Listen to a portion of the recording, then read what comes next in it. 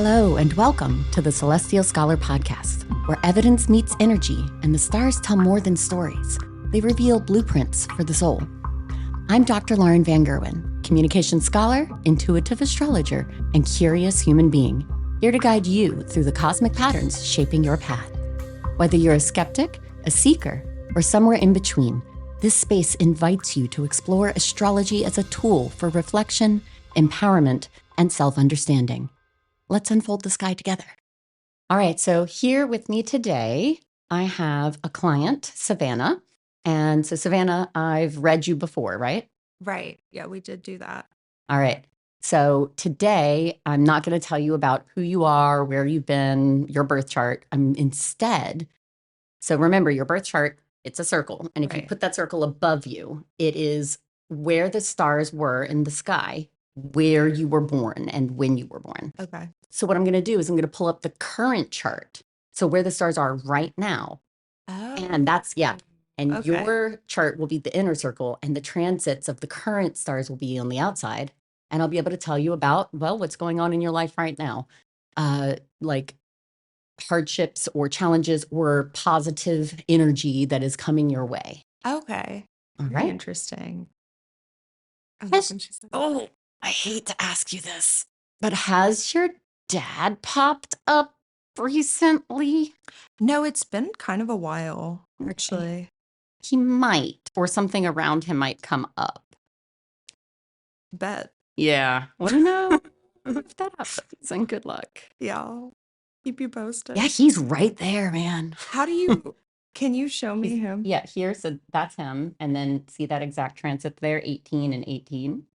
And then here he is again. And maybe he's gonna, that's your mom there. Maybe he's like, ask your mom. I don't know, or don't. But there's something in that there. So your transformation, your inner transformation that you've been going through for probably a decade, it is coming to a conclusion. You are solidifying who is Savannah, where is Savannah going? There's questions, of course, still about details and everything. Yeah. I've been feeling that lately. Yeah, I have been. Okay. good. Yep. That's coming to you'll have a couple of moments where you kind of like dip back and you're questioning, but it's on its way out. Huh. The hard part is over. Oh, thank God. But if he's about to pop up, I'm not so sure. It'll be short-lived. Okay. It'll feel significant though. Oh, again, I'm sorry, Savannah. I hate when you say that. I hate to hear you say that. So, remember when I first read your chart? This is not as big as that. When I first read your chart and I gasped and I said, oh my God, Savannah, I'm so sorry. Is it because my Saturn return was like during? It's because I was your Saturn return. Yeah. Yeah. Okay. So there was more to it than there that. was more to it than that. But so for our listeners, so what is a Saturn return? So a return, your solar return, is when the sun comes all the way back around in the sky to where it was when you were born. So you have a return for every single planet. Your Saturn return takes about 28 to maybe 30, 31 years. It differs for everybody. And it's when Saturn comes all the way back around and it's in the same place it was when you were born. So I'm reading Savannah for the first time and I realized, because I could see my chart too on top of hers, because I see time and space-time, and I realized that I was her Saturn return. And in fact, I was. The concussion was part of that as well that I had last year. But we made it through and she made it through and she is thriving. Aren't you thriving, Savannah? Yeah, I kind of am. You actually kind of are. Life is good.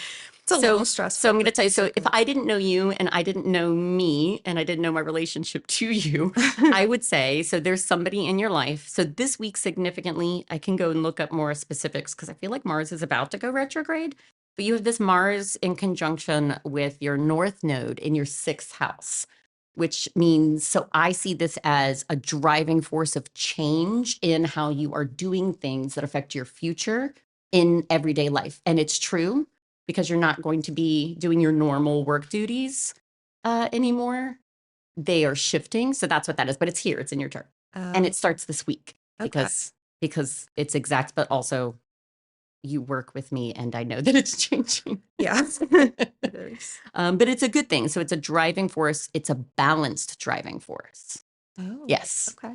And it is actually. I literally mapped it out last week. I'm very proud of myself. Interesting. So, yeah.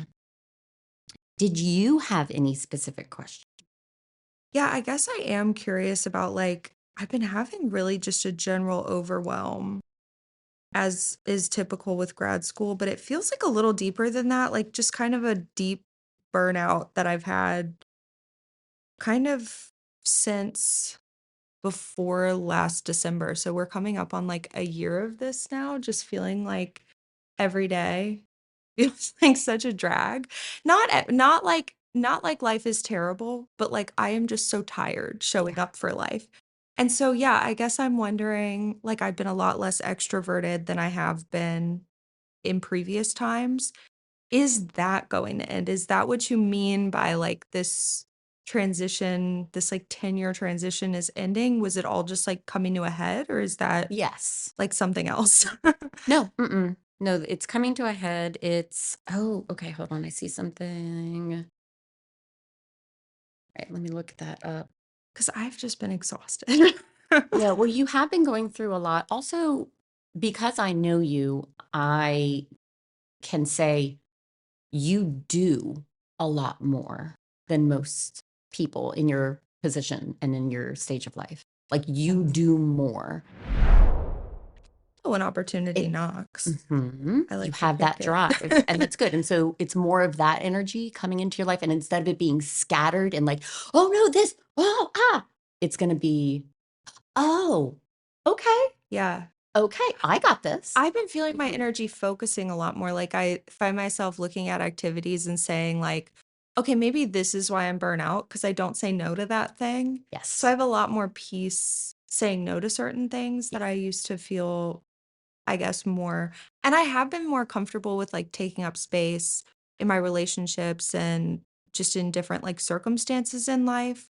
So I do feel it sort of getting better, or I'm feeling more empowered to make it better. Is Yes. that what's going on? Yes. Or is this So, just a confirmation bias in my no, own it's head? not actually. So we have, this is a, so it's several things. So Uranus is in your first house. It's transiting your first house. And Okay. Uranus is, it's a brilliant planet, genius, but it's also erratic and it can be unstable and it can shake things up. And it's been, I would guess at least 8 to 10 years it's been doing that. So That gave me chills. not only is it about to, it's probably got actually by the time you graduate with your master's, is when it will exit and go into your second house, which tells me you're also definitely going to go get a PhD because second house Uranus transits just shaking up that financial stability. Sorry, it's true. Financial stability. But also it's changing signs. So Uranus just recently went into Gemini from Taurus. Okay. And so it's not out of your first house yet, which is the house of self, but it is shifting within that first house on its way out into Okay. a second house. Um, at the same time, you have Uranus almost exactly opposite Mars in your uh, seventh house, which is the house of relationships. A lot of people think of it as like the romantic relationship house, but it's also business relationships, it's partnerships, it's teaming up with another person to do anything. Um, so, and don't worry, like the sound edits out, like people will be walking through the hallway and he'll just edit it out. He's amazing. Okay, so the advice that the universe has for you here is try and leave that energy from before where you might have sort of like pulled the trigger, so to speak, too soon and then regretted it, or maybe not regretted the choice, but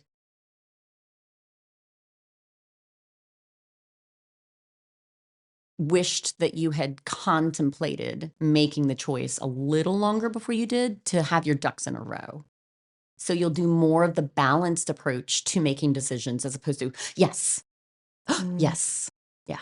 I kind of feel Mhm. that starting to happen, Good. but I don't know if it, I don't know.